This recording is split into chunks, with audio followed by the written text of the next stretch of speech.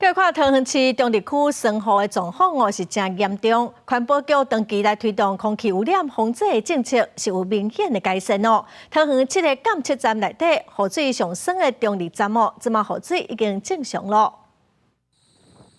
感应器拄着雨水，自动将雨水收集桶打开，佮将收集的雨水进行分析。中立当年受到生活之苦，防讲是桃园上升的。环保局长期推动空气污染防治政策，也委托中央大学林良辉教授团队做生活监测，累积超过30年资料，生活情形明显改善。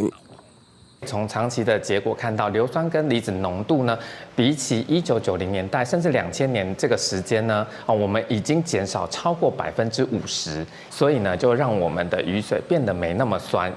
桃园市有7个雨水监测站，根据监测资料显示，福兴站6.09，龙潭站5.99，桃园站5.82。大园站5.80，新屋站5.67，罗德站5.41，中立站5.37，油湾上悬，数值超过5，都不是生活啊。酸雨情形较为显著的中立站，也从2018年平均4.93上升至2024年的5.37，